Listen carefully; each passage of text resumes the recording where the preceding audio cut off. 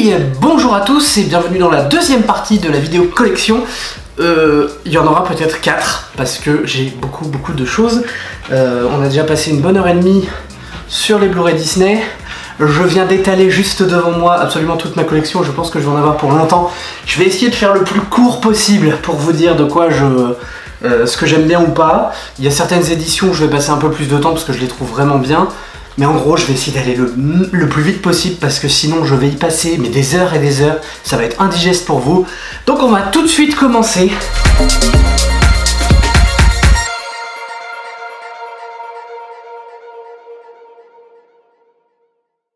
Et je vais aller très vite avec les 3 premiers James Bond de Daniel Craig. Casino Royale, excellent. Quantum of Solace, très bof. Skyfall, absolument génial. Et j'ai pas Spectre. Les éditions sont plutôt correctes. Bon, c'est des éditions de base, mais on est très loin du problème de Disney. J'ai oublié de préciser, mon triage va être un peu particulier, donc je fais tout par ordre alphabétique, mais je mets en gros toutes les sagas ensemble, même si le titre est différent. Je prends par exemple Le Hobbit et Le Seigneur des Anneaux, ça va avec Le Seigneur des Anneaux. Les films avec Robert Langdon, donc Da Vinci Code, Angers Démons et Inferno vont ensemble, je les ai mis dans les R pour Robert Langdon. Et là on a les James Bond, je les ai mis à 007. Voilà, il y aura des petites particularités comme ça, mais voilà. Ensuite nous avons 120 battements par minute, ça va être un des rares films français que j'ai dans ma vidéothèque. Voyez-le, merveilleux film, absolument génial, grandiose. Son grand prix au Festival de Cannes, totalement mérité. Voilà, voyez-le. Petite édition très sympa d'ailleurs, avec très sobre. Alors, L'Âge de Glace 1 et 2, les seuls épisodes qui valent le coup, le reste vous ne les voyez pas, ça sert à rien, c'est vraiment mauvais. C'est une saga qui dure trop longtemps, même le 2 je le trouve bof, franchement, voilà. C'est du Blue Sky, c'est donc du Disney maintenant, mais je ne le mets pas avec mes Disney parce que ça a été produit avant Disney, donc voilà. Film français, à nouveau, Astérix et le Domaine des Dieux, le merveilleux film d'animation de Alexandre Astier. Génial, génial, génial, 100 fois génial. L'édition 3D est absolument fabuleuse. Vous avez un truc avec plusieurs couches ici devant. Et vous avez quand même 3 disques. Donc moi, alors je garde les dépliants dedans en général. Hein. Mais voilà, très belle édition. Et très bon film. Astérix et le secret de la potion magique, pareil, excellent film, moins bien que le Domaine des Dieux je trouve, mais pour un scénario original vraiment très bon. Ils sont pas partis dans tous les sens comme on peut le faire souvent quand on crée des scénarios originaux sur un truc aussi connu qu'Astérix. Pareil, édition absolument superbe, la sérigraphie, bon je l'ai mis, je les ai pas retournés, mais la sérigraphie est absolument superbe. Tout est, enfin voilà, on a une fresque en fait sur toute la longueur du boîtier et on a des petites lithographies de croquis. Franchement, excellente édition pour un film tout aussi excellent. Je regrette juste la voix de Christian Clavier, je trouve que ça passe pas vraiment bien sur Astérix, il faudra peut-être trouver quelqu'un d'autre. Ensuite, alors on a 2 fois le même film. 2D, 3D, Avatar. J'ai pas la version longue, il va falloir que je me la trouve. Mais voilà, gros film de James Cameron. Un peu décevant au niveau du scénario, mais ça reste quand même visuellement absolument génial. J'attends qu'une chose, c'est le 2 et le 3. Voilà. L'édition simple en 2D, moyen. L'édition 3D en revanche, elle a une couverture lenticulaire avec le steelbook. Voilà, tout simple. Mais le steelbook avec lenticulaire est vraiment génial. Là on va passer à la trilogie Batman de Nolan, ce seront les seuls Batman que j'ai. Batman Begins, sympa, mais finalement bah du coup vu qu'il y a le suivant, bah, on l'oublie un petit peu. The Dark Knight, voilà. Heath Ledger, je t'aime, c'est dommage que tu sois mort. Film absolument génial, c'est le meilleur de la saga. Je veux dire, s'il n'y a qu'un seul film à retenir de cette trilogie, c'est celui-ci. The Dark Knight Rises, ultra décevant. Alors là-dessus, je vais cracher à la gueule de... je crois que c'est la Warner. Oui, merci Warner. Pourquoi à un moment vous vous êtes mis à faire des boîtiers Blu-ray de la taille d'un boîtier DVD, hein, alors que tous les autres Blu-ray ont un boîtier plus petit, ce qui fait que du coup, bah, c'est vraiment crade. En plus, c'est du plastique complètement cheap. Voilà, cette édition, c'est une honte, autant que bah, finalement le film était décevant aussi. Voilà, c'est à l'image, hein, pas de problème. Mais on aurait aimé quand même... voilà, ça fait classe hein, dans une bibliothèque avec le truc qui dépasse. Merci beaucoup. Ensuite, attention, il y en a qui vont hurler Babylone AD avec Vin Diesel. Alors, bon, comment dire, je dois être le seul mec à avoir apprécié ce film. C'est le film qui m'a fait kiffer Vin Diesel. Voilà, pourtant tout le monde trouve qu'il est mauvais, je pense que c'est une très mauvaise adaptation, ça clairement du livre. Le film prend... Le film va un peu vite, mais je sais pas pourquoi, j'ai bien aimé. Je saurais pas expliquer, mais j'aime bien ce film. Par contre, j'ai vu la version américaine où la fin a été changée et là, ça casse tout le truc parce que la fin c'est une happy ending dégueulasse. Alors que là, c'est une fin plutôt amère, j'ai trouvé ça plutôt pas mal. Mais ouais, j'aime bien ce film. Désolé, hein, pour tous les rageux qui voudront me dire que c'est vraiment de la merde et qu'il faut surtout pas l'aimer, bah moi j'aime bien. Blanche-Neige et le Chasseur, j'ai pas le 2, celui-là est sympa, c'est une édition, je suis content parce que cette édition-là, je l'ai achetée à Cherbourg la dernière fois que j'y suis allé. Donc voilà, je vais pas l'ouvrir pour regarder parce que j'ai laissé les autocollants dessus. Mais voilà, moi j'aime bien ce film, j'aime pas la suite. Enfin, c'est pas que je l'aime pas, c'est que je la trouve bof. Voilà. Autre film français, pareil, Les Choristes, voyez-le. Enfin, c'est un des rares films français où franchement je suis en amour dessus. Film génial. Les 5 légendes, alors c'est un DVD, c'est un Blu-ray qu'on m'a offert et je l'ai regardé une fois. Et en fait, ce film d'animation, sympa, mais bon, le problème c'est que le lapin de Pâques, on l'a pas en France, nous on a les cloches. Donc déjà ça marche pas. Et puis ouais, je sais pas, Jack Frost c'est pareil, c'est pas quelque chose qui est populaire en France, donc ça parle pas vraiment. Et alors il y a un truc, arrêtez de mettre Elsa avec Jack Frost, arrêtez. Il y a des gens d'un côté qui réclament une petite copine à Elsa et de l'autre côté qui la maquent avec un mec de DreamWorks. Arrêtez, c'est pas le même univers, c'est pas le même film, c'est pas les mêmes pouvoirs non plus. Et de toute façon, il est sympa hein, le film, hein, mais voilà, c'est pas mon macam. Le 5e élément, alors ça c'est une édition américaine que j'ai acheté sur Amazon US je crois, je sais plus où je l'ai acheté. Édition américaine du 5e élément qui contient malgré tout la version française et la version la VO sous-titrée. Toute simple, hein, sans chichi. C'est le seul film de Luc Besson que j'aime bien. Voilà, sinon je déteste ce réalisateur, mais là celui-là, c'est mon petit chéri, j'adore ce film. Constantine avec Keanu Reeves que j'ai vu pas beaucoup, que j'ai trouvé sympa. Je sais même pas pourquoi j'ai acheté le Blu-ray parce que finalement c'est sympa mais sans plus. Je pense que c'était à une époque où j'étais avec quelqu'un qui kiffait Matrix. Je sais plus, mais ouais, bon j'aime bien, c'est pas mauvais, mais c'est pas un truc que je regarde toutes les 5 minutes. À la croisée des mondes, la boussole d'or, tout ce que je dirais c'est que j'ai super hâte de voir la série qui a l'air vachement mieux foutue que le film, même si le film j'ai bien aimé, mais plus je le vois, moins je le trouve bon. C'est dommage parce que Nicole Kidman, Daniel Craig et Eva Green, et voilà, il y a un sacré casting quand même, et c'est quand même dommage. Et puis surtout, arrêtez de commencer des sagas pour ne jamais les terminer. Même si ça marche pas le premier, vous faites le deuxième, peut-être que ça marche mieux, parce que c'est chiant ça. Merci. Alors le plus récent de mes Blu-ray, avec Aladdin, parce que je les ai achetés en même temps, Détective Pikachu. Alors pourquoi il est là? Parce que je préfère mettre à Détective Pikachu qu'à Pokémon, parce que j'ai qu'un seul film Pokémon, j'ai que celui-là.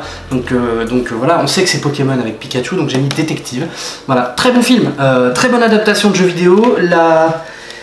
L'édition est un peu caca par contre, parce que voilà, voilà ce qu'on a dedans, les DVD, les Blu-ray sont noirs, et alors il y a une affiche du film, alors en plus il y en a qui se baladent, et l'affiche du film qui est fournie dans l'édition Fnac, elle est posée comme ça, et du coup elle est abîmée par le petit picot au milieu, donc voilà, mais sinon le film est très très bien, hein, c'est la meilleure adaptation de jeu vidéo qui soit, c'est drôle, c'est frais, ça fait envie, voilà. District 9, film que j'ai pas vu depuis longtemps, mais qui est vachement sympa. C'est Neil Blomkamp, qui est produit par Peter Jackson. Vraiment cool, voilà. Edge of Tomorrow, j'adore. Tom Cruise, fait de la SF, t'es bon dedans. Alors, plaisir coupable, on va partir sur une saga complète, Fast and Furious. Alors là, on a les 3 premiers épisodes, mon préféré étant le 3. Tout le monde déteste le 3, moi j'adore le 3. Voilà, mais le 1 sympa, le 2 absolument à chier, le 3 plutôt génial, le 4 vraiment cool, le 5 mouais, le 6 bof, le 7 pas mal, le 8 je ne l'ai pas, mais je commence à penser que cette saga s'essouffle, même si à la base je pense qu'elle dure trop longtemps, quoi qu'il arrive, même si j'aime ça. Final Fantasy, les créatures de l'esprit. Le film finalement, plus je le vois, moins je l'aime bien, techniquement c'était oufissime à l'époque. C'est daté, évidemment, ça vieillit, les mouvements des doigts sont à chier, mais grosse prouesse technique pour l'époque. Ça a failli ruiner Square, et je me dis finalement, quand je vois ce qu'ils font aujourd'hui de plus en plus, je me dis, bah ils auraient mieux fait de se casser la gueule, parce que du coup, ils ont fusionné avec Enix, hein, et comme, à moins que ce soit déjà fait à l'époque, Non, Square Pictures, c'était toujours Squaresoft, parce que depuis qu'ils ont fusionné avec Enix, eh ben, je suis désolé, mais ils niquent la mère de tout ce qu'ils font. Voilà, je suis désolé, je suis vulgaire, mais... Ah, voilà, à part FF15 et encore, voilà, mais depuis Square Enix, excusez-moi, mais Kingdom Hearts 2 ça va, mais Kingdom Hearts 3 c'est pareil, ça devient... Ah, voilà, j'ai hâte du remake de FF7, mais même ça, tu vois, pourquoi le faire en plusieurs jeux? Est-ce qu'on a vraiment besoin que l'histoire s'étire sur 30 heures pour Midgar, alors que c'était une des parties les plus chiantes du jeu de base, et que c'était super long avant de se retrouver sur la carte du monde? Voilà, Square Enix. Mais voilà, ce film, je le garde pour la postérité, même si, effectivement, il vieillit très mal. Final Fantasy VII Advent Children, magnifique, superbe, peut-être difficile à suivre, un peu compliqué, surtout que nous on avait une traduction de merde sur le jeu de base. Peut-être qu'avec le remake, ça permettra d'avoir quelque chose de mieux, ou alors le remake ne va pas du tout le prendre en compte, et du coup, ça va finir complètement hors canon. Mais en attendant, très chouette film, bonne musique, bon personnage, bonne histoire, mais un peu compliqué à suivre. Là, je vais très vite. Florence Foresti, j'ai 3 Blu-ray, Foresti and Friends qui ne marche plus, Motherfucker et Foresti Party. C'est mon humoriste préféré, plus maintenant parce qu'elle a pris la grosse tête et que je trouve que du coup elle est moins agréable à suivre, mais voilà. Ensuite là pareil, on a 2 éditions de Gladiator, la version Blu-ray classique et la version Blu-ray 4K. Pourquoi j'ai pris la version Blu-ray 4K? Parce que j'ai pas d'écran 4K, mais parce que juste je me suis dit, si jamais je m'achète une télé 4K avec un lecteur 4K prochainement, au moins j'ai déjà ce Blu-ray. C'est un putain de chef-d'œuvre. Voyez Gladiator si vous l'avez pas vu. En tout cas, ces 2 éditions sont absolument superbes. C'est des steelbooks tous les deux. Bon là j'ai un petit souci, je crois que j'ai un... Ah non. Superbe édition steelbook. Celle-ci est magnifique. Là on a le titre qui est en relief. Franchement, là on est gâté sur ces éditions là. C'est aussi pour ça que je l'ai prise. Hop, parce que moi je garde des papiers tout le temps. Voilà, vraiment un chef-d'œuvre, il faut absolument le voir, c'est un film à voir absolument. Alors on va arriver sur un gros morceau. Une très grosse saga. Vous vous doutez après G, qu'est-ce qui vient dans l'alphabet? H. Qu'est-ce qui commence par un H? Harry Potter à l'école des sorciers, version longue. Et là je vais gueuler sur Warner Bros. Parce que aux États-Unis, ils ont sorti l'intégrale comme ça, en version ultra collector. Nous on s'est fait niquer, on a eu que le 1 et le 2. Ce qui fait que du coup, on a une superbe édition pour cela, et tout le reste va te faire foutre. Merci Warner, superbe, merveilleux. Cette édition, elle est géniale. Franchement, donc déjà il y a le film en version longue, ça veut dire qu'il y a des scènes coupées, bon, qui sont pas super importantes, mais voilà. Et alors à l'intérieur, voilà, on est dans un format, franchement, il y a un bouquin, il y a un coffret DVD, c'est une édition absolument, voilà, je vous montre vite fait. Voilà, vous avez pas mal de belles choses. C'est la même chose pour la Chambre des Secrets. Franchement, ça fait partie des plus belles éditions que j'ai jamais vues. Quand j'ai appris qu'il sortirait pas Le Prisonnier d'Azkaban et les suites sous ce format-là, alors qu'ils sont sortis aux États-Unis, j'étais mais dégoûté. Parce que j'ai commencé à acheter ceux-là en me disant putain, je vais avoir toute la saga, ça va être génial. Et en fait, j'aurai que ceux-là, que ces deux-là, qui sont de merveilleuses, magnifiques éditions. Que je vous conseille, si vous les trouvez quelque part, prenez-les parce qu'elles valent vraiment le coup. Ensuite, on continue avec Harry Potter et le Prisonnier d'Azkaban. Alors j'ai oublié de dire ce que je pensais des 2 premiers. Les 2 premiers, je les trouve bien, mais effectivement, comme ils suivent beaucoup le bouquin à la lettre, on s'ennuie parfois un petit peu parce que ça va un peu lentement. Mais pour moi, ils ont installé une des plus grosses sagas du cinéma de ces dernières années. Malheureusement, je trouve dommage qu'à partir du Prisonnier d'Azkaban, on change la topographie des lieux et même l'aspect visuel, ce qui fait que du coup il y a un manque de continuité flagrant sur toute la saga. Prisonnier d'Azkaban, c'est celui que j'aime le moins, contrairement à tout le monde qui trouve celui-là le mieux de tous. L'histoire est bien, il n'y a pas de problème, mais je trouve le film en lui-même moins bien. Il y a pas mal de scènes que j'aurais aimé voir qui n'y sont pas. J'aime pas du tout le fait qu'il soit toujours en survêt, etc. dans le truc. Je sais pas, je l'ai pas spécialement aimé et j'ai trouvé... Alors la VF est abominable et alors s'il vous plaît en VF, quand vous commencez une VF à dire une façon, un truc, ne changez pas en cours de route. Dans le 2, quand Hagrid se fait arrêter, il parle de la prison d'Azkaban. Hein, alors pourquoi avoir changé mis prisonnier d'Azkaban? Surtout que c'est moche. Et du coup, Azkaban dans toute la saga. Donc moi vous m'entendrez toujours dire Azkaban. Si je parle d'Harry Potter, je dis Azkaban. Et voilà, le mec qui a choisi ce truc en VF, il peut aller se faire voir. Harry Potter et la coupe de feu. Moi j'ai bien aimé. C'était pas gagné d'arriver à adapter ce bouquin parce qu'il est long. Les changements sont plutôt cohérents. Donc bon point pour, je ne sais plus comment il s'appelle, Mike Newell. Harry Potter et l'Ordre du Phénix, sans doute un des meilleurs de la saga, sans aucun doute. Vraiment, j'ai vraiment apprécié celui-là. Et c'est un des bouquins que je préfère aussi. Celui-là, le bouquin, je l'avais dévoré en une nuit. J'avais pas dormi de la nuit, j'avais passé la nuit à lire. Et le film me satisfait. C'est juste à la fin, dans le ministère de la magie, il y avait une scène hyper perturbante dans le bouquin que j'aurais tellement voulu voir dans le film et qui n'y est pas. Parce qu'ils ont été coupés à fond la caisse. On a l'impression dans le film qu'on rentre dans le ministère comme un moulin. Alors qu'en fait pas du tout, ils ont beaucoup de difficultés à arriver à la salle des prophéties dans le bouquin.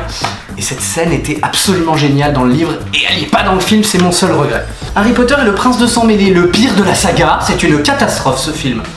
Une catastrophe. Je suis désolé, hein, j'aime pas ce film, je l'achète parce que c'est Harry Potter, mais franchement, déjà le terrier, pourquoi il est attaqué en plein milieu du film, c'est pas dans le bouquin, il est attaqué dans le film d'après en plus, je vois pas l'intérêt. L'amourette, les amourettes sont absolument ridicules. J'ai envie de dire à un moment, Ginny, ton lacet, je vais le baisser, je vais le faire. Ah mon dieu, au secours, franchement le plus mauvais de la saga. Ensuite on a le coffret collector 2D, Blu-ray, Blu-ray 3D, Blu-ray 2D et Blu-ray bonus des 2 derniers épisodes qui sont très très bien. Hein. Moi j'ai beaucoup aimé le fait que ça soit en 2 parties, ça permet d'adapter mieux le bouquin et je trouve ça finalement beaucoup mieux. J'ai beaucoup regretté dans la saga Harry Potter qu'on décide pas de se dire bah oui ok ça va durer 3 heures mais au moins on a adapté le bouquin machin. Ils ont absolument tenu à faire des films de 2h30, ce qui fait que du coup ils ont fait 2 parties sur le dernier et finalement c'est tant mieux, même s'il y en a qui disent qu'ils s'emmerdent dans la partie 1, moi je le trouve pas, je trouve que c'est très très bien. Ensuite, et là vous allez me dire mais pourquoi c'était pas dans les Hables? Parce que ça fait partie de la saga Harry Potter. Les Animaux Fantastiques, le premier, et ben j'ai bien aimé moi. J'ai bien aimé, je trouve bien les Animaux Fantastiques, c'est sympa. Du coup, on suit avec la magnifique édition spéciale Fnac des Crimes de Grindelwald. Franchement, le steelbook est un délice, franchement superbe. Le film, moins bien que le premier, mais j'ai trouvé plutôt sympa quand même. Moi, c'est une saga que j'ai envie de voir jusqu'au bout. Y a des gens que ça les fait chier, ils aiment pas. Moi, j'aime bien. Je trouve que c'est une bonne idée, ça évite un peu le fanservice. Le problème dans celui-là, c'est qu'il y a pas mal d'anachronismes par rapport à la temporalité. J'ai envie de dire McGonagall qui est là, ça va pas du tout. Donc on va dire que c'est sa tante, même si elle s'appelle Minerva aussi. On va dire que c'est une ancêtre ou on sait pas. Mais ouais, petit problème de continuité. Mais sinon ça va, je trouve que le film est pas trop mal, moins bien que le premier, moins bien que la plupart de la saga Harry Potter, mieux que le prince de sang mêlé, hein. Mais voilà, j'ai hâte de voir ce que ça va donner la suite vu la situation en fin de film. On va passer à une autre saga. Alors là ça va faire débat, mais moi j'adore, je kiffe, c'est Hunger Games. Alors là attention, j'ai des éditions. Voilà, Hunger Games 1, édition Prestige, j'ai que les éditions, j'ai pris toujours l'édition la plus classe. Et les éditions, alors Hunger Games, ils nous ont gâtés. On a le coffret avec le Blu-ray, une affiche, on a des cartes postales, on a la bande originale. Franchement, on a là, Hunger Games, ils nous ont fait des éditions, mais absolument jouissives. Franchement, très très belle édition pour Hunger Games. La déception va venir du deuxième, vous allez voir, mais Hunger Games c'est une saga que j'adore. Le premier film est moins bien parce que du coup on a un réalisateur qui a voulu mettre sa patte absolument, mais comme ils n'ont pas suivi derrière, il y a un petit problème de continuité dans le style, mais malgré tout, voilà, j'adore cette saga. Ensuite nous avons Hunger Games l'embrasement, et c'est là que j'ai une déception, c'est qu'on est toujours sur l'édition limitée, il n'y avait pas d'édition Prestige sur cet épisode là, ou alors pas en France, je sais pas, j'ai pas vu, mais alors quand même, voilà quoi. On a le DVD de bonus, le DVD du film, Blu-ray de bonus, Blu-ray du film, Blu-ray IMAX, ça je trouve ça super sympa. Franchement, faites ça plus souvent les éditeurs, mettez le Blu-ray normal et mettez le Blu-ray format IMAX. Parce que tout le monde n'a pas de salle IMAX et c'est dommage qu'on puisse pas aussi profiter du plein cadre sur sa télé. Franchement, moi je regarde Hunger Games l'embrasement que avec le Blu-ray IMAX parce que ça change tout. On a un cadre complet sur la télé, on a l'impression que franchement... Bon, c'est une télé, c'est pas... Voilà, c'est pas... On a l'impression que 2 bandes noires, ça change pas grand-chose, mais en fait, si. Et très franchement, mettez plus de Blu-ray IMAX, quel que soit le film, même les Marvel, faudrait qu'il y ait le Blu-ray IMAX avec, pour qu'on puisse avoir le plein format. Ou alors, par défaut, mettez le format IMAX sur le Blu-ray classique, si vous voulez pas mettre de Blu-ray. Mais là j'ai trouvé ça super sympa comme attention, c'est de mettre à la fois le Blu-ray IMAX et le Blu-ray normal, comme ça au moins chacun choisit sa version. Franchement très bonne initiative, même si du coup l'édition est moins qualitative que les autres. On continue avec Hunger Games La Révolte partie 1, toujours édition prestige à nouveau, donc tout aussi qualitatif que la première, avec donc le coffret du Blu-ray. On a des cartes, des affiches, la bande originale, et on a un porte-clés. Voilà, on a un porte-clés, je peux pas vous le montrer parce que je vais tout faire tomber, mais du coup voilà, on a franchement très belle édition. Les gens s'emmerdent devant ce film, moi j'ai trouvé pareil. Je trouve ça bien de faire 2 parties par moment parce que du coup ça permet vraiment d'adapter pleinement le matériau de base, et là c'est très réussi. Hunger Games La Révolte, partie 2, alors pareil, édition prestige, toujours très jolie, qui contient donc le Blu-ray avec un DVD de bonus puisque c'est l'édition spéciale Fnac. On a pareil un livret, des cartes, un autre porte-clés, toujours, enfin voilà, le Hunger Games on nous a gâté, j'adore cette saga. Le dernier épisode est absolument génial. Le mieux ça reste l'embrasement, clairement, mais la révolte, pareil, c'est, enfin, je crois que toute la saga j'aime bien. J'ai pas de, voilà, j'ai lu les bouquins plein de fois, plusieurs fois, que ce soit les livres ou machin, pourtant c'est censé être ciblé adolescent, mais je sais pas, je kiffe Hunger Games. Mon père aussi, qui pourtant va bientôt avoir 80 ans, kiffe Hunger Games, donc comme quoi, c'est pas parce que ça cible les adolescents que ça ne plaira pas à des adultes, et moi j'adore Hunger Games. On poursuit avec je dirais un chef-d'œuvre, peut-être pas, mais un monument de la filmographie de Christopher Nolan.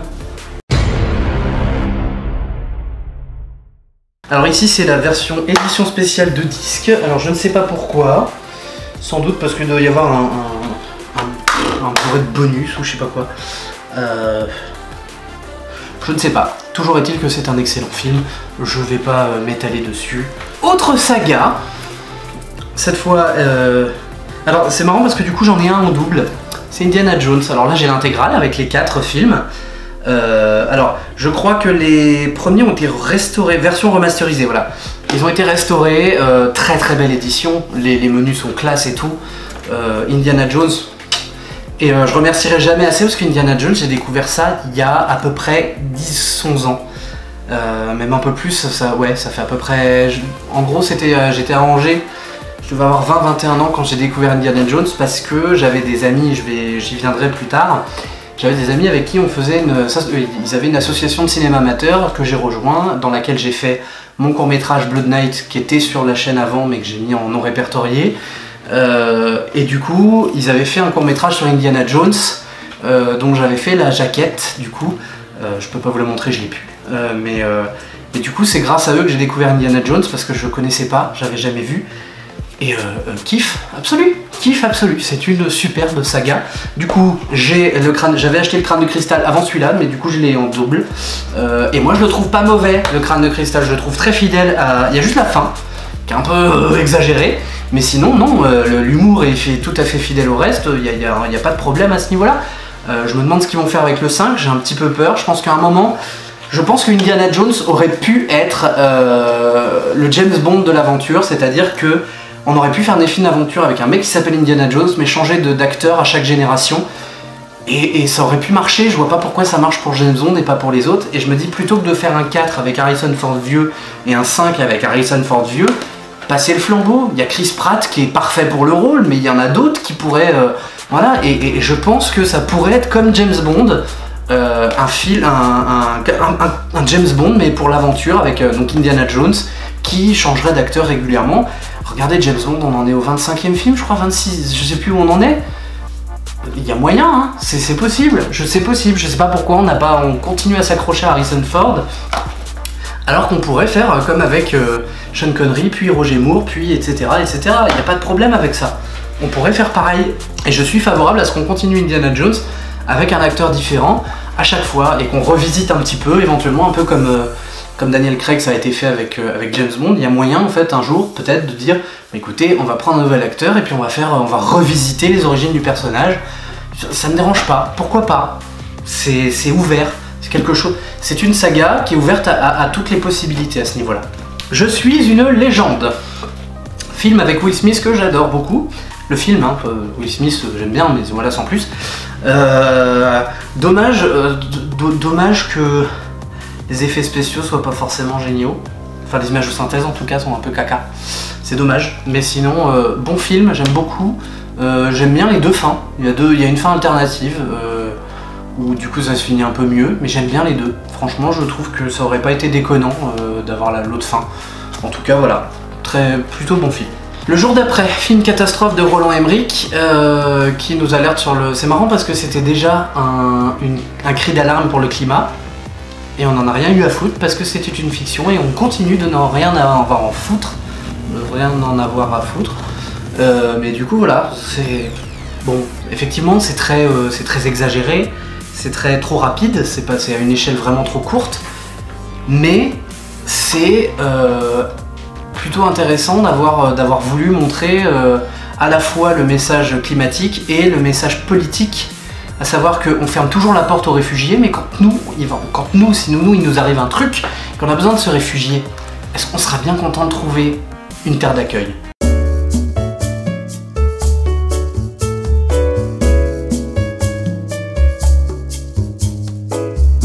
Jupiter, le destin de l'univers, je l'ai beaucoup aimé quand je l'ai vu, et plus je le vois, plus je le trouve nul. Je suis désolé, hein, les Wachowski sont pas mal d'habitude, mais là, je sais pas, je n'arrive plus à le revoir en entier. Je l'avais acheté en Blu-ray du coup, parce que je me dis, ah, il est cool ce film, faut que je l'achète. Et quand je l'ai revu, j'ai fait, ah. Alors on va aller sur une autre saga, qui est pas finie d'ailleurs, mais on va commencer par le premier épisode évidemment. Jurassic Park. Alors ça c'est l'édition 3D. Chapeau, parce que déjà que le film est bon, mais alors la version 3D elle est très bien foutue. Plaisir absolu de regarder ça en 3D. D'ailleurs, quand est-ce qu'on peut avoir de la 3D sur les télé 4K? Parce que moi ça me plaît la 3D, j'aime beaucoup. J'aimerais bien la voir aussi. Je dis ça, je dis rien. Mais voilà, 3D, la version 3D vraiment classe. Et au pire, si on n'a pas de Blu-ray 3D, il y a toujours le Blu-ray normal. Je vais pas m'étaler, ce film est un monument du cinéma, c'est une pierre angulaire du cinéma moderne, sans doute le meilleur Spielberg à mes yeux, quoique non, c'est le Soldat Ryan le meilleur, d'ailleurs je ne l'ai pas en Blu-ray, il va falloir que je me le procure, mais Jurassic Park c'est un excellent film, c'est un monument, si quelqu'un ne l'a pas vu, mais vous devriez avoir honte de vous, parce que franchement, voyez-le. Le Monde Perdu, Jurassic Park 2, moins bon que le premier, mais bon, ça reste toujours du Spielberg, je l'ai trouvé plutôt sympa. Je trouve juste que par moments, il y a quelques clichés un peu énervants, mais voilà, sympa. Et là, il y a des gens qui vont me détester parce que je fais partie des défenseurs de Jurassic Park 3.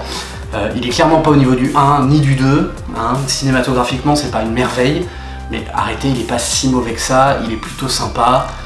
Ce qui est dommage, c'est qu'on perd un peu le propos avec InGen, etc. pour rester sur un truc un peu plus terre à terre. Mais je l'ai vraiment pas trouvé mauvais, et même je l'aime bien. Là aussi, on va me détester parce que j'ai bien aimé Jurassic World. Je l'ai bien aimé. Voilà, j'aime bien Jurassic World. Je le dis, j'aime bien. Il me semble que je l'avais fait, je sais plus si j'avais fait un feedback. Toujours dit, voilà, joli steelbook. Très sympa, mais le film est bien aussi. Et là on a Jurassic World Fallen Kingdom, alors il n'y a pas le titre dessus parce que j'ai enlevé le papier, mais voilà, très belle édition avec le Blu-ray 3D et le Blu-ray normal. Qu'est-ce que je peux dire de plus? Il y a un autre Blu-ray derrière? Oui, Blu-ray de bonus. Non, très bon, moi j'aime bien, j'ai trouvé ça sympa. J'ai bien aimé le huis clos sur la deuxième partie du film où... qui du coup devient stressant, je sais plus, pareil, je sais plus si j'ai fait un feedback, si j'en ai fait un, bah allez le voir, je le mettrai au pire, mais non, moi j'ai bien aimé Fallen Kingdom, voilà, aux grandes dames des gens, j'ai hâte de voir le 3. Alors, ce réalisateur a une filmographie, je peux pas le blairer ce réalisateur, mais dans sa filmographie, il y a deux films que j'aime bien, Kill Bill et Kill Bill 2.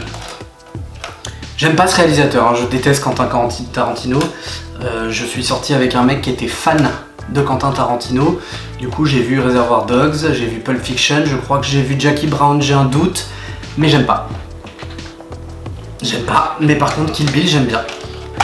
Parce que c'est moins bavard, parce que ça prend plus de... ça délire un peu plus, et puis pour une fois le personnage principal est assez badass, voilà, j'ai pas trop d'objections. Par contre ouais, TF1 Vidéo, ils font des très beaux steelbooks. Mais alors, à part le steelbook, il n'y a rien. Merci TF1, vous êtes gentil, mais bon. Voilà.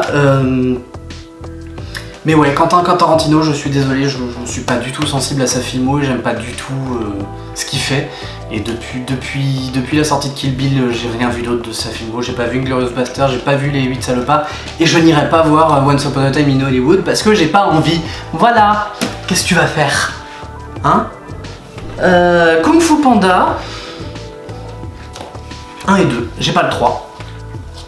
J'ai le 1 et le 2. Et j'adore. Alors DreamWorks, c'est un peu à la fois c'est bien de temps en temps, des fois c'est pas bien, mais là, très réussi. Le 2 est une pépite, génial. En tout cas, les deux sont sympas. Ça a été une vraie réussite, comme Shrek. Bon, en même temps, derrière DreamWorks, on a notre ami, j'ai oublié son nom déjà, alors que j'en ai parlé dans le truc de Mulan, Jeffrey Katzenberg, qui est derrière DreamWorks. Donc forcément, j'ai envie de dire, il a pris des bonnes décisions chez Disney, il n'y avait pas de raison qu'il prenne pas des bonnes décisions chez DreamWorks, et ça se voit. Voilà, Kung Fu Panda, j'aime beaucoup. Alors, une saga que j'aime beaucoup, mais que je ne peux plus regarder, je peux vous expliquer pourquoi. Je suis sorti avec le même mec qui était fan de Tarantino, qui était fan de cette trilogie. Et du coup on l'a revu et revu et revu et revu, parfois avec des pauses en plein milieu pour me raconter que dans le fond là-bas il y a tel truc machin etc. J'en peux plus. Voilà, Matrix, c'est génial hein. Surtout le premier. C'est vraiment super. Mais ouais, quand vous êtes fan d'un truc, bassinez pas les gens avec parce qu'au bout d'un moment ils en ont marre. C'est comme la musique, au bout d'un moment quand on entend trop une chanson, t'as plus envie de l'écouter. Là c'est pareil, pourtant ils sont trop bien ces films, mais j'ai plus envie de les voir, j'en ai marre. Voilà, j'en ai marre. En plus le mec il avait 15 éditions du même film. À chaque fois qu'on allait quelque part, dès qu'il voyait une édition qu'il n'avait pas, fallait qu'il achète. Enfin bref, c'est pas un mal hein, mais du coup Matrix j'en ai soupé. Voilà, donc mais très bonne saga quand même. Très bonne saga. Les deux derniers sont un peu moins bons. Je me demande ce que ça va donner avec un 4, mais on verra bien. Mais ouais, Matrix j'aime bien, mais j'en peux plus. Alors là, un peu particulier, c'est Michael Jackson Moonwalker. Je l'avais en DVD à une époque, je sais pas ce que j'en ai fait, je ne l'ai plus. Ou alors je l'ai encore, mais je sais pas. Moonwalker, qui était un film qui est pas bon, très clairement. Mais bon, c'est pas un film qui est fait pour être bon, en fait. C'est un énorme clip, une énorme compilation de clips si on veut. Moi j'aime bien, parce que c'est Michael Jackson et que j'adore Michael Jackson. Voilà, ça a très mal vieilli par contre. Michael Jackson, This Is It. Faut savoir que au moment où j'ai appris sa mort, j'étais en train de commander un ticket pour son concert. Voilà. Voilà. Trop bien hein. Bref, du coup, le concert, ça c'est les répétitions du concert qu'il devait donner au moment où il est mort. Et du coup c'est très sympa, il y a des bonnes choses à voir dedans, c'est tristouille un petit peu du coup, vu qu'on sait que bah, ça n'a jamais été au bout. Moi j'ai trouvé ça plutôt bien. Autre trilogie, La Momie. Alors la version des années 90 avec Brendan Fraser. On est d'accord que le 3 on l'oublie, hein, même s'il est plutôt sympa. Et hop là, comme ça. Ouais, le 1 et le 2 vraiment sympa, le 3 beaucoup moins. Le problème du 3 c'est que bah, déjà, si t'as pas l'actrice, si Rachel Weisz veut pas rempiler, bah tu te démerdes avec ton scénario pour la sortir.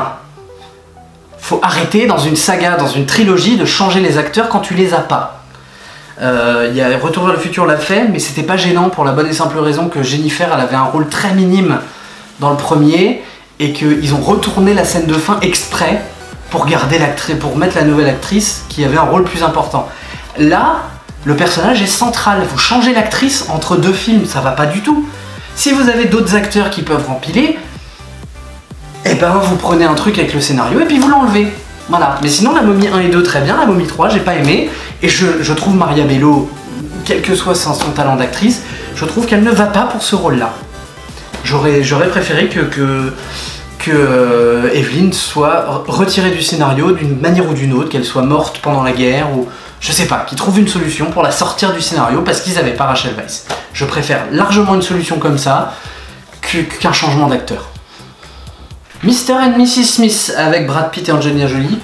Pareil, ça date de l'époque de mon ex qui aimait Matrix et qui aimait Angelina Jolie parce qu'il aimait Tomb Raider et que du coup voilà. Mais ouais, pas mal. Pas mal. C'est un film sympa, drôle. C'est pas un film que je regarde sans arrêt, mais sympa. Alors là c'est un coffret qu'on m'a acheté à Noël dernier, c'est le coffret Mission Impossible. Alors il n'y a pas le dernier, je crois que c'est... oui, il n'y a que les 5 premiers, on en est au 6 hein, je crois. Donc Mission Impossible 1, je me... plutôt bien mais un peu long. Mission Impossible 2 j'aime pas du tout, Mission Impossible 3 j'adore, Mission Impossible Protocole Fantôme génial, et Rogue Nation pareil. Je trouve que franchement Tom Cruise fait un super bon boulot sur cette saga. J'ai juste le 2 qui est un furoncle au milieu, mais sinon très très bonne saga que je suis toujours avec grand plaisir. Ensuite on va passer chez Illumination avec, je crois que c'est leur premier gros film, Moi moche et méchant, très réussi. Très réussi, très drôle, avec des personnages très drôles, hein. Je sais pas si vous voyez, il y a un mignon derrière là en peluche.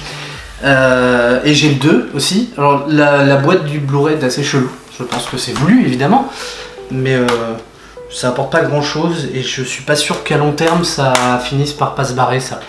Mais bref, ça reste deux bons films, j'aime moins le 2.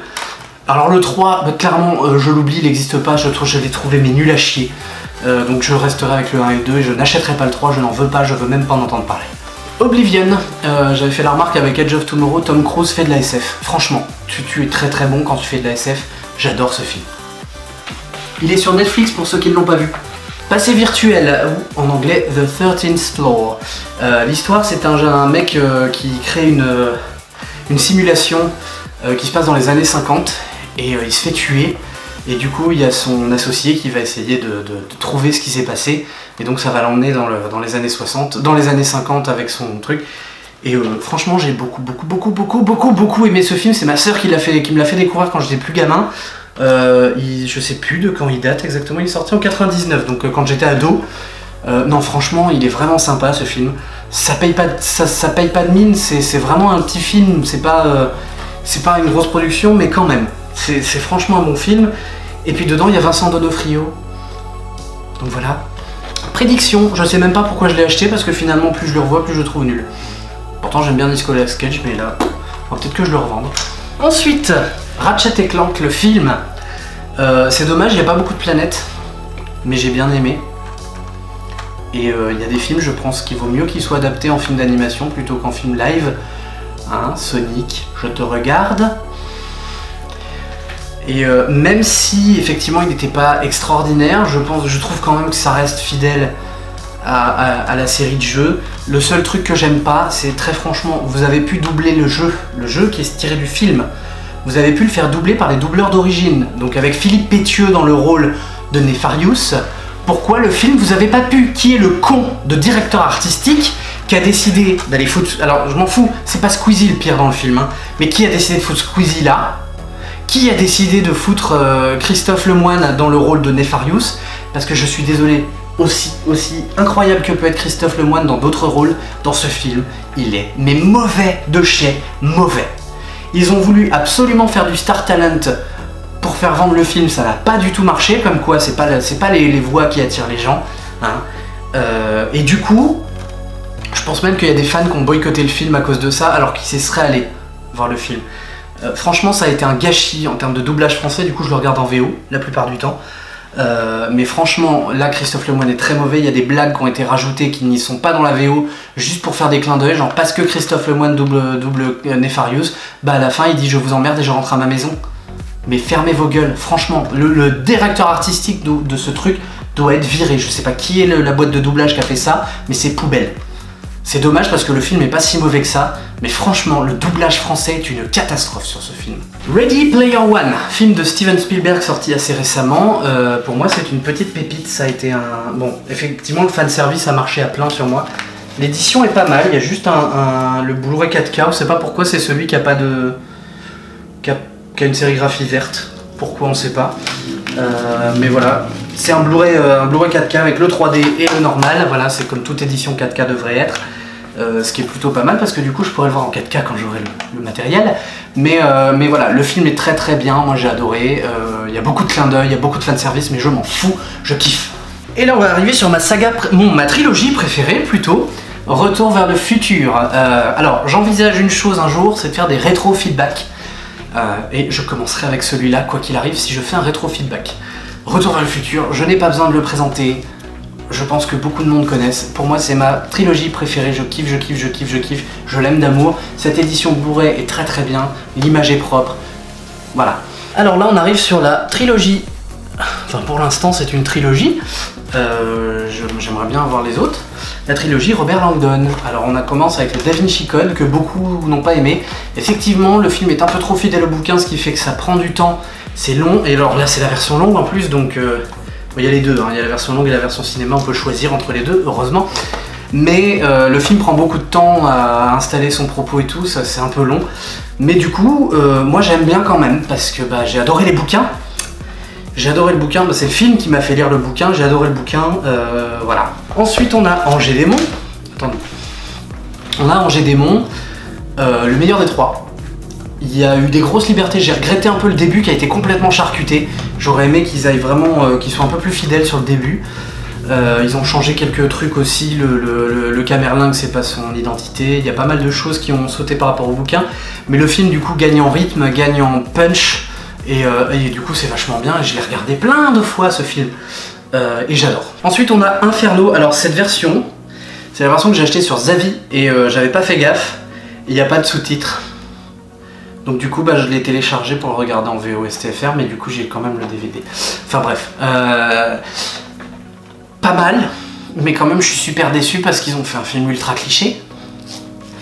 Il n'y a pas de romance entre la directrice de l'OMS et Robert Langdon dans le film, dans le livre, et surtout à la fin, le virus c'est pas un virus mortel du tout. Le film chie sur le propos du bouquin, qui est effectivement il y a l'histoire de la surpopulation, mais là on prend un mec qui a l'air d'être un taré parce qu'il veut tuer la moitié de la population, alors que pas du tout.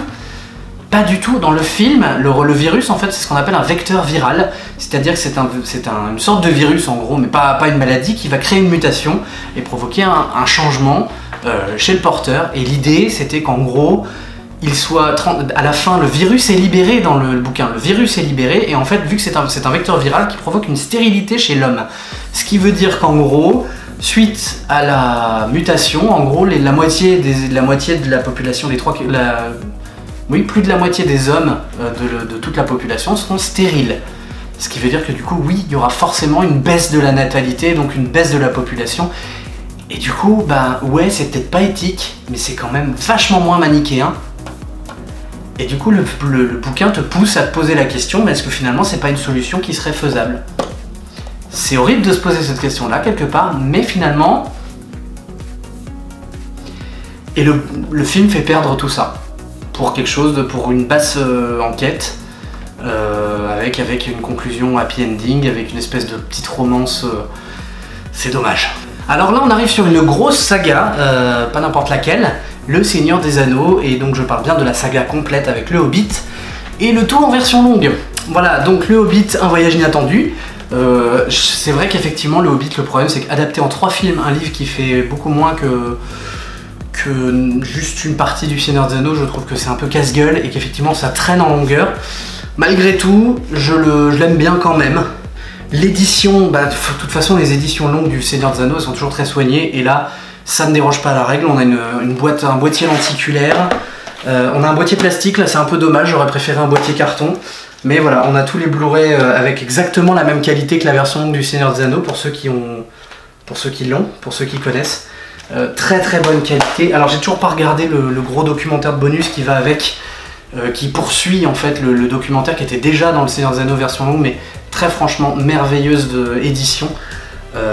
Et franchement c'est très très dommage qu'il n'y ait pas plus de films qui nous sortent des éditions aussi chouettes et classes que celle-ci. Et pour ça je dis merci à Peter Jackson, parce que je sais que c'est lui qui pilote ces éditions là et qui cherche à faire en sorte que ça soit vraiment super propre. Donc vraiment chouette. Ensuite on a La Désolation de Smaug, donc pareil, l'édition toujours aussi géniale. J'ai juste pas aimé la conclusion du film, je trouve que c'est pas un endroit pour couper ça, mais bon, sinon le film est pas mal. Je trouve que c'est sans doute le meilleur des 3, parce que du coup il prend forcément un peu moins, il y a un peu plus d'action, même s'il y a quand même des moments où voilà. Le fait d'avoir une version longue, du coup c'est même encore plus bizarre, parce que du coup on rallonge encore plus, mais ça passe pas trop mal. Benedict Cumberbatch dedans est absolument magistral en Smaug. Franchement je trouve qu'il y a beaucoup de haine sur la saga du Hobbit alors qu'elle n'est pas si mauvaise que ça. Vous allez voir, c'est juste le dernier épisode qui est peut-être un petit peu problématique, mais sinon les 2 premiers ça passe encore. Donc évidemment, la bataille des 5 armées, beaucoup trop long. Cette bataille est trop longue, on se fait chier au bout d'un moment, on en a marre. Je pense qu'il y a un problème de découpage en fait, tout simplement. On sent qu'en fait, de toute façon à la base, Peter Jackson était allé voir le studio en lui demandant de faire 2 films le Hobbit, ils lui ont dit fais-en 3 comme pour le Seigneur des Anneaux. Du coup, bah, ça se sent, il a étiré en longueur là-dessus, et le pire c'est qu'on a encore une version longue, donc ça veut dire qu'il a encore étiré. Je trouve que c'était pas la peine. Je pense qu'il aurait fallu réduire, effectivement 2 films, c'était déjà beaucoup et ça aurait largement suffi, je pense. Mais toujours une superbe édition. Et la trilogie du Seigneur des Anneaux, alors j'ai eu un mal monstrueux pour l'avoir, parce qu'elle baissait pas de prix, et comme j'avais déjà la version Blu-ray, je sais même pas ce que j'en ai fait, j'avais même pas la version, j'avais déjà la version DVD, pardon, et la version Blu-ray cinéma, et du coup, ça me faisait beaucoup chier de payer 70 €, et un jour, par miracle, j'ai trouvé à moins 50%, donc je me suis jeté dessus, et du coup, on a donc un gros coffret carton, et on a la même qualité à l'intérieur, on a la même qualité que sur le Hobbit avec les disques, toujours pareil. Donc, très bonne continuité en termes de qualité d'édition sur ces Blu-ray là. Hop, je le mets à l'envers, c'est pas bien. Mais voilà, bon, le Seigneur des Anneaux, j'ai pas besoin de le présenter, c'est un monument, c'est culte, c'est magnifique, c'est superbe. Franchement, et la version longue est absolument géniale. Donc voilà, ça se vend toujours, hein. C'est un coffret qui a beaucoup de succès, qui se vend toujours. Donc si vous l'avez pas, n'hésitez pas, il est de très bonne qualité, l'image est pas... Alors l'image sur le premier, elle a beaucoup de grains, sur le 3, elle est magnifique, le son, parfait, franchement, il vaut vraiment le coup. Le Blu-ray suivant est encore un Joss Whedon, Serenity. Je cracherai éternellement sur la Fox d'avoir pourri la diffusion de Firefly et faire en sorte que ça s'arrête. Parce que Joss Whedon est un génie, ce film fait suite à la série tout en étant quand même quelque chose qui peut se regarder tout seul. Et c'était pas gagné, et ça marche super bien, je trouve le scénario vachement sympa. Et ouais, j'adore Nathan Fillion, j'adore, comment il s'appelle, Alan Tudyk, que les fans de Disney connaissent très bien. Non, franchement, moi j'ai beaucoup aimé Serenity. C'est dommage parce que c'est la seule édition Blu-ray. Il me semble qu'il y a des steelbooks qui sont sortis, mais bon, à un moment je peux pas tout acheter en double, donc voilà, j'ai que l'édition simple. Ensuite, on a un coffret avec 2 films. Il va y avoir un 3 apparemment, c'est Sherlock Holmes, le Sherlock Holmes avec Robert Downey Jr. et Jude Law. J'aime beaucoup, Guy Ritchie, je t'aime, tu fais des belles choses avec Sherlock Holmes, j'adore Sherlock Holmes. C'est un personnage que j'aime beaucoup, et surtout les versions modernes, le traitement moderne de Sherlock Holmes est vraiment génial, ce sont des personnages totalement impertinents, beaucoup moins coincés, parce que j'ai joué pendant très longtemps quand j'étais petit à Sherlock Holmes et l'affaire de la rose tatouée, et je trouvais le personnage très balai dans le cul, si vous voulez, pour résumer. Même Watson n'était pas super génial. Et dans les traitements modernes de Sherlock Holmes, on fait vraiment quelqu'un qui est à la fois drôle, tout en étant... Enfin, vraiment, le personnage est super bien... J'aime beaucoup le personnage tel qu'il est dans les versions modernes de Sherlock Holmes. Et vraiment, dans ces films-là, pareil, toujours super bien. J'aime beaucoup le style de cinéma de Guy Ritchie, que j'ai retrouvé moins, mais quand même dans le remake d'Aladin. Mais ouais, franchement, j'ai beaucoup aimé ces 2 films et j'ai hâte de voir le 3. Source Code, un film qui est réalisé, il me semble, par notre ami Duncan Jones. J'ai donc 2 films de Duncan Jones sur les 4 qu'il a sortis, je crois. Source Code, j'ai adoré, franchement. Jake Gyllenhaal est un très bon acteur. Là, j'ai trouvé le concept vachement intéressant. De toute façon, vous allez voir tout ce qui est voyage dans le temps. Tout ce qui est voyage dans le temps, boucle temporelle, monde parallèle, je suis client direct. Même si c'est relativement mauvais comme film, vous pouvez être sûr que je vais regarder quand même. Voilà, mais Source Code, voilà, boucle temporelle, cette histoire de terrorisme, tout ça, franchement, j'ai adoré. On retourne voir les Wachowski avec Speed Racer, qui pour moi est un excellent film. Beaucoup n'ont pas aimé, moi je trouve que le style visuel est absolument grandiose. Mettre un dessin animé en image de cette manière, en image en live de cette manière, c'est pour moi une vraie prouesse. C'est super joli, l'histoire est bien, tout est bien, la musique est bien. Franchement, pour moi c'est très bon. Enfin. Ensuite, on va passer dans du super-héros Marvel, mais pas chez Marvel, chez Sony. On a tout d'abord le coffret Origin Collection avec les 3 films de Sam Raimi. Donc je ne les présente pas, le 1 est bien, le 2 est magnifique, le 3 est complètement à chier.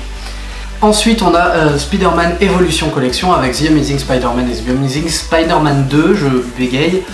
J'aime beaucoup les deux en fait, même si le 2 est un petit peu trop dense et part un peu dans tous les sens, j'aime bien.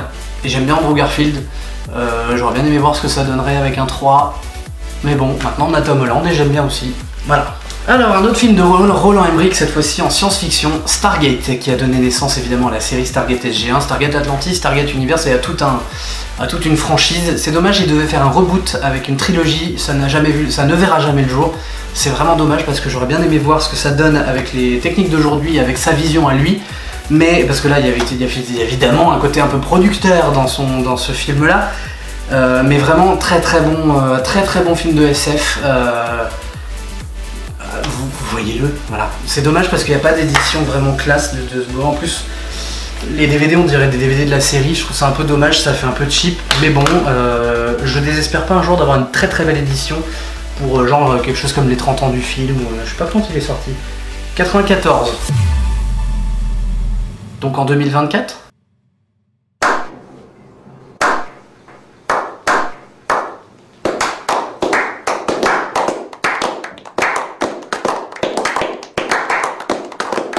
Et là on arrive sur une autre grosse saga, alors moi je suis désolé, les Trekkies vont me haïr. C'est les Star Trek de J.J. Abrams, enfin les récents du moins. Enfin celui-là n'est pas de J.J. Abrams, mais bref. Moi je connaissais pas Star Trek avant et j'aime beaucoup ces films là. Et j'aime bien Star Trek Discovery. Et par contre j'arrive pas, j'ai essayé de regarder les vieilles séries et j'arrive pas, je suis désolé, vraiment me tuez pas, voilà, j'aime beaucoup ce que fait Abrams avec Star Trek. Je trouve que ça fait un très bon film de science-fiction. Pareil pour alors le 2 est vachement bien. Cumberbatch, encore une fois, Benedict Cumberbatch est un putain d'acteur. Et je pense que quand Tom Hanks va être mort, je vais mettre Cumberbatch à sa place comme acteur préféré. Franchement, Cumberbatch. Celui-là un peu moins bien. Sympa, mais moins. Je pense que c'est peut-être parce que c'est pas J.J. Abrams derrière, j'en sais rien. C'est John Steinlein qui a fait pourtant Fast and Furious 3 ou 4, je sais plus lequel. Mais ouais, j'ai trouvé ça... Si, il y a un truc que j'ai trouvé sympa, mais de toute façon, je vais pas m'attarder dessus, il y a un feedback là-dessus, c'est sûr, puisqu'il a été démonétisé ou striké à cause de l'affiche, parce que j'ai mis l'affiche du film sur le côté. Voilà, merci. C'est qui Paramount. Sympa Paramount. Vraiment sympa. Ah, alors là, après Star Trek, qu'est-ce qui vient logiquement?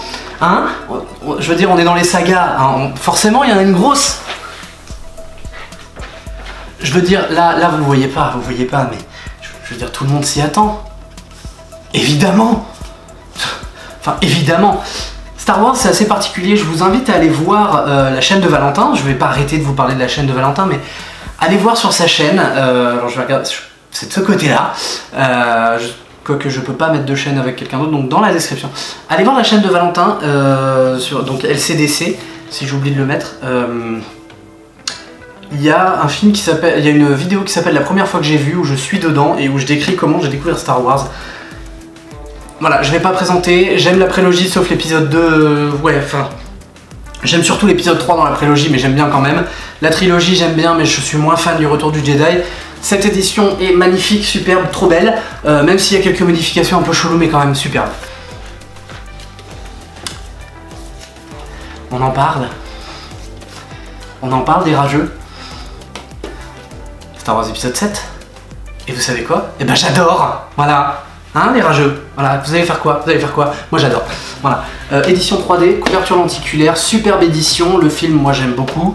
J'aime moins évidemment que le reste de la saga, mais j'aime beaucoup. Je m'attendais pas à... Je m'attendais vraiment à ce qu'il fasse une grosse merde et non, très franchement, je trouve que ça passe. Qu'est-ce que j'allais dire de plus? Voilà, je vais pas en dire plus. Moi j'aime bien. Là par contre, les rageux vont être très contents parce que les derniers Jedi, j'aime moins. Je trouve que le truc chie un petit peu sur une partie de la continuité de la saga. Du moins visuellement, une saga cinématographique se doit de se tenir quand même et tout. Et là, il y a quand même pas mal de choses. Le rendu du fantôme de Yoda qui est pas bon, les usages de la force qui partent en n'importe quoi. Le personnage de Luke, je l'ai trouvé vraiment démystifié. La fin du Réveil de la Force qui a été complètement charcutée à cause du début de celui-là. On a une intensité dramatique dans la fin du Réveil de la Force qui est complètement pétée dès le début de celui-là. Je trouve ça d'un dommage. Pour autant, je continue à le regarder avec plaisir, mais très honnêtement, ça reste le Star Wars que j'aime le moins. Avant c'était l'épisode 2, maintenant c'est celui-là. J'ai quand même hâte de voir Star Wars épisode 9, même si les quelques fuites de scénario, en espérant que ce soit faux, ont l'air un peu alambiquées. On verra ce que ça donne, mais bon, voilà. Toujours dans Star Wars, Rogue One. Excellent spin-off qui fait tout de suite le lien avec l'épisode 4. Très franchement, en plus, alors là on se retrouve dans les éditions Disney, j'en ai pas parlé avant. Disney a un truc qui m'énerve, c'est que leurs menus sont très standardisés et on a toujours cette espèce de menu avec un gros ch'ting au début, avec anglais, français, machin, etc. Très franchement, moi ma console elle est réglée en français, tu me mets en français direct le menu quoi, je m'en fous.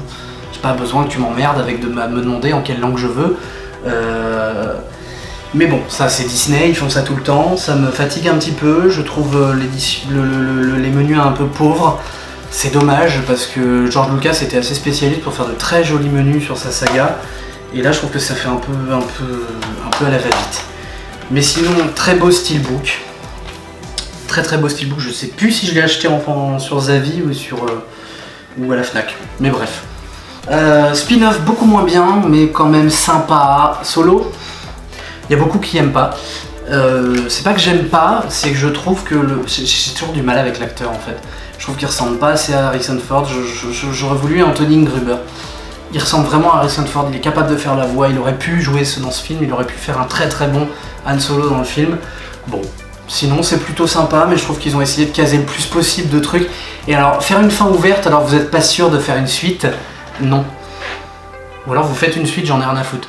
Mais moi je veux savoir le fin mot de la fin du film, je veux savoir ce qu'il y a après. Finissez. Alors on quitte Star Wars et on va chez Sweeney Todd avec Johnny Depp, donc un film de Tim Burton. Je suis globalement pas très client de Tim Burton, mais il y a quelques-uns de ses films qui me plaisent pas mal. Alors je les ai pas forcément Blu-ray, je crois que j'ai que celui-là, mais sinon j'ai bien aimé Sleepy Hollow, voilà. J'ai bien aimé Charlie et la chocolaterie, j'ai bien aimé Miss Peregrine aussi, donc il y a quelques films de Tim Burton que j'aime bien, mais ouais, c'est pas un réalisateur avec qui je suis... Si, il y a un film de Tim Burton que j'aime bien, que tout le monde déteste, La planète des singes. J'aime bien. Écoutez, qu'est-ce que vous voulez que je vous dise? Mais voilà, Sweeney Todd, j'ai adoré, les musiques sont géniales, en même temps c'est du Sondheim, donc forcément. Là j'ai une édition spéciale Fnac où il y avait un livret avec, le problème c'est que c'était dans le plastique et pas dans la boîte, ce qui est un peu chiant, donc il se balade, voilà. Mais ouais, non, j'aime beaucoup ce film. Terminator Renaissance, alors le crime que je commets c'est que j'ai que celui-là en Blu-ray, il va falloir un jour que je me procure le 1 et le 2, pas le 3 ni Genesis, mais voilà. J'ai bien aimé, moi Terminator Renaissance, tout le monde dit que c'est de la merde, moi je trouve que ça avait beaucoup de potentiel, c'est dommage qu'ils aient pas été au bout de leur fameuse trilogie qui était prévue avec ça. Je trouve que c'était intelligent d'aller dans le futur et d'explorer ça, je trouve qu'il y avait vraiment un potentiel de ouf, je trouve pas le film mauvais moi. Je vois pas ce qu'il y a de mauvais dans ce film, il est pas extraordinaire mais il est pas mauvais et franchement je trouve que l'idée était pas con et j'aurais aimé que ça continue. On passe à The Island du coup, Michael Bay, réalisateur que j'exècre sauf sur ce film là parce que ce mec arrête pas de faire des boum boum partout. Ce film j'aime bien le propos en fait, j'aime bien la musique et je trouve que même s'il y a des scènes d'action complètement abusées, alors Michael Bay il a une sale habitude, je pense que j'en ai parlé. Je sais pas si j'ai fait un feedback ou un billet de blog sur les Tortues Ninja. Ce mec, je sais pas pourquoi, dans tous ces films de gros blockbusters, les héros se retrouvent toujours en hauteur, prêts à tomber, ils vont forcément mourir, tu vois. Tu peux changer un peu. Non, parce que là, pareil, hein, encore une fois, il se retrouve sur le logo sur un immeuble sur le logo, et puis le logo se fait frapper par un missile ou je sais pas quoi, et puis il manque de se casser la gueule. Ok, mais pourquoi tu mets ça tout le temps? C'est chiant à force. Mais sinon, ouais, j'aime bien. Et puis, Ewan McGregor, je t'aime. D'ailleurs, s'il y a des gens qui me regardent, je veux Moulin Rouge en Blu-ray, je l'ai toujours pas. Time Out, avec Justin Timberlake et Amanda Seyfried, que je supporte pas sa tronche à elle, mais c'est pas grave. J'ai trouvé ça sympatoche comme film, le propos était plutôt cool. Par contre, avec le recul, plus je le regarde, moins je le trouve appréciable, mais ça reste un film sympa à regarder, un bon petit truc de science-fiction sur qui interroge beaucoup sur le capitalisme d'ailleurs, sur une manière de voir le capitalisme, peut-être un peu terre à terre dans le film, qui pourrait peut-être un peu plus approfondi, mais pas mal du tout. Ensuite on passe à un Spielberg dont j'attends la suite parce que ça commence à faire long. Tintin et le secret de la licorne. Peter Jackson, tu attends quoi pour faire la suite? Parce que ça commence à faire long, il est censé faire une trilogie, hein, mais bon, j'ai adoré. Franchement j'ai adoré. Je m'attendais vraiment, venant des Américains, à ce qu'ils fassent une merde absolue, et c'est quand même super fidèle aux quelques films qu'ils adaptent, parce que du coup il y a une partie qui adapte la rencontre avec Haddock dans Le Crabe aux pinces d'or. Tout ça intégré dans le propos du secret de la licorne. Non, très franchement, j'ai trouvé ça très réussi, visuellement très beau. Le doublage français curieusement est pas mal, alors que ça change les voix évidemment, c'est plus les mêmes comédiens. Et je trouve que ça marche très très bien. Tomb Raider version 2019 avec un joli steelbook. Voilà. C'est la version 4K avec le Blu-ray normal. Voilà, comme ça je suis prêt pour la 4K. J'ai bien aimé le film parce que je trouve qu'il est quand même assez fidèle à son matériau de base, même s'il prend des libertés. Et surtout il est moins exagéré, moins niais que l'adaptation qui était avec Angelina Jolie. Et Alicia Vikander fait une très bonne Lara Croft. J'ai hâte de voir la suite. Alors là on va me détester aussi parce que j'adore Warcraft. J'ai adoré ce film. Ça prend des libertés évidemment. Mais j'ai trouvé ça super fidèle, j'avais l'impression d'être dans en terre connue. Et j'étais pas dépaysé j'ai trouvé que franchement c'était ultra respectueux du matériau, donc c'est Duncan Jones qui réalise, ultra respectueux du matériau de base, il y a quelques petits clins d'œil très bien foutus. Non, moi j'adore, voilà, j'adore, et les rageux ils peuvent rager, j'en ai rien à faire. Wanted, choisis ton destin avec Angelina Jolie et James McAvoy, sympa, je commence à en avoir un peu marre, je l'ai vu beaucoup, je l'ai vu pas mal, et ouais, sympa mais sans plus. X-Men le commencement, c'est le commencement du reboot en fait des X-Men et je l'ai trouvé vachement sympa. J'aime moins les suites mais celui-là je l'ai trouvé plutôt chouette. Je pense que j'ai une édition spéciale Fnac puisque j'ai encore un livret qui se balade, hein, c'est un peu dommage parce qu'il n'y avait pas de fourreau carton comme certaines éditions. Et du coup il y a un joli steelbook, il y a un DVD bonus, voilà, c'est vraiment une belle édition pour un film plutôt sympa. X-Men Days of Future Past, s'il y a un regret que j'ai, c'est de ne pas avoir pris l'édition avec l'édition Malicia, Rogue Edition. Je sais pas si dans la Rogue Edition il y a la version cinéma quand même avec, parce que je trouve la Rogue Edition, je l'ai vue, elle est mieux. Mais le film est quand même sympa, même si ça fait incohérent, comme d'habitude toute la timeline de ce truc est complètement... toute la timeline de X-Men est complètement par terre, donc les X-Men vont revenir chez Marvel et c'est tant mieux. Je suis désolé pour ceux qui veulent que ça fait chier, mais moi je trouve ça tant mieux parce que Marvel va apporter un peu de continuité correcte aux X-Men. Du coup on termine avec les films cinéma avec Triple X, film que j'avais beaucoup aimé quand je l'ai vu la première fois et que j'aime beaucoup moins maintenant et que du coup je sais pas pourquoi je l'ai encore en DVD, en Blu-ray du moins. Et là on va passer aux séries télé, je sais pas si je vais avoir la place de tout mettre mais voilà, on va commencer avec... Joss Whedon, Firefly, je t'aime. Cette série est géniale. Franchement, elle est très courte, donc profitez-en. 15 épisodes. Je crois. 14 épisodes. Ça vaut vraiment le coup, voyez-le. Quoi qu'il arrive, voyez-le. Cette édition est un peu particulière parce que du coup, on a des films, on a un doublage français. Mais sur les derniers épisodes, il y a quelques scènes qui sont doublées en anglais sous-titrées. Donc regardez-le en VO, c'est mieux, déjà, de toute façon. Et puis... Enfin voilà, Firefly, j'adore. Ensuite, hop là, on a un coffret. Alors ça c'est pareil, pourquoi vous mettez l'ouverture en bas? C'est quoi le projet? Hein, t'attrapes le machin, t'as le bidule qui tombe en dessous, c'est pas pratique. Mais bref, Fringe. J'ai adoré cette série, je l'ai découvert sur le tard et j'ai kiffé ma race. Il y a du monde parallèle, donc forcément, il y a du voyage dans le temps, donc forcément. Il y a du surnaturel, il y a tout ce que je peux kiffer, les personnages sont absolument géniaux, excusez-moi.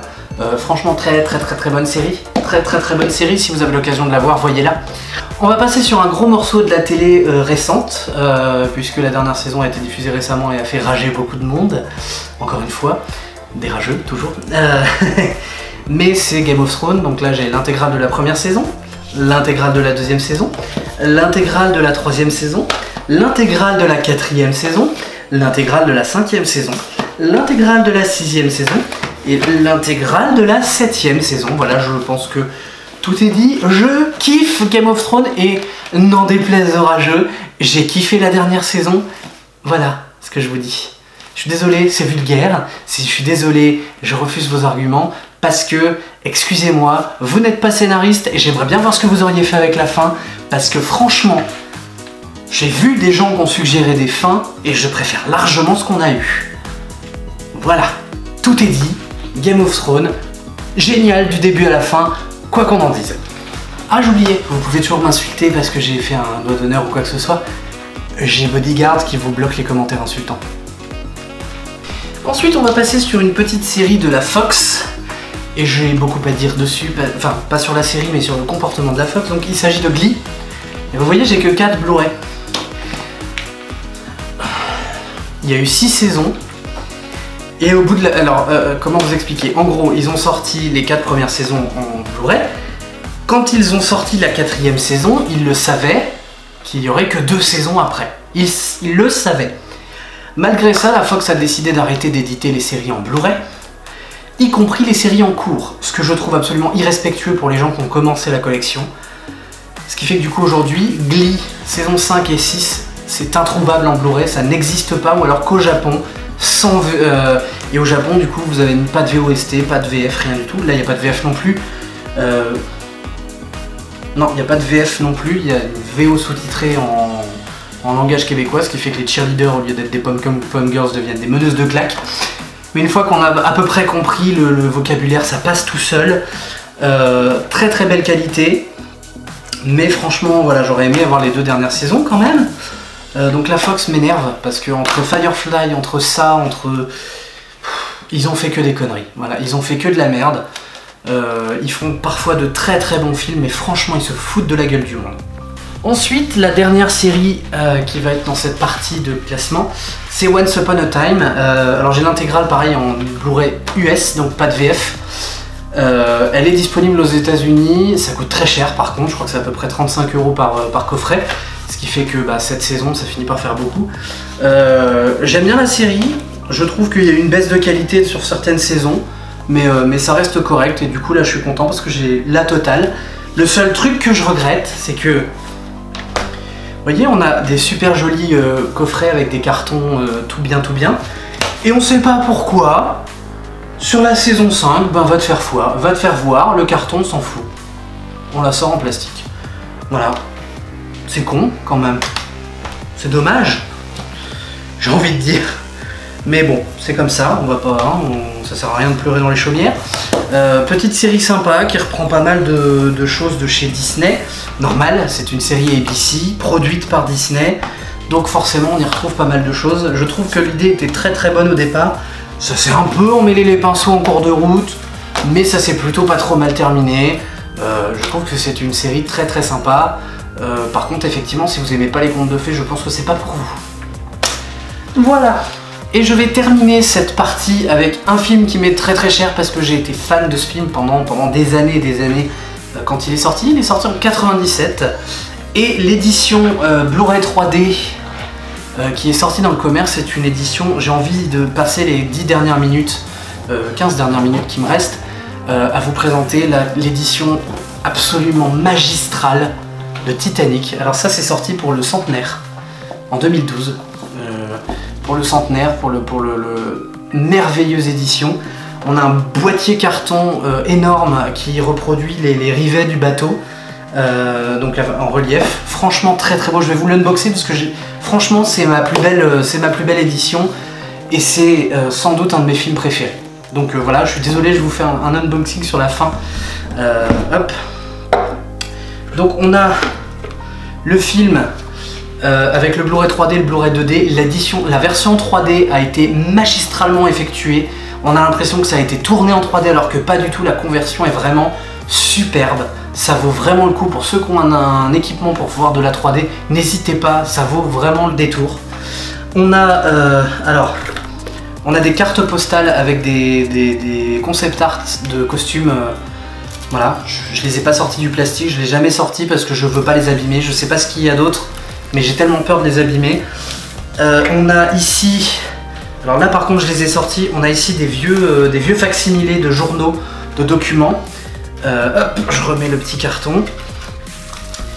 On a ici un bouquin, alors c'est l'édition 15e anniversaire, excusez-moi, mais 15e anniversaire du film, ça tombe en 2012 donc ça passe. ça passe. Donc là on a un livret photo, voilà, avec des photos du film, bon c'est pas extraordinaire mais bon, c'est toujours sympa à voir. Et du reste, bah, ça c'était le fourreau qui était avec le carton principal. Magnifique édition, très franchement, ne serait-ce que pour ça, pour ces facsimilés là qui sont de précieux témoignages d'une autre époque, qui ont été reproduits sur du papier moderne. Mais franchement, mettre ça dans une édition Blu-ray sans que ce soit... Parce que c'est pas un produit dérivé du film ça, hein, c'est vraiment quelque chose de...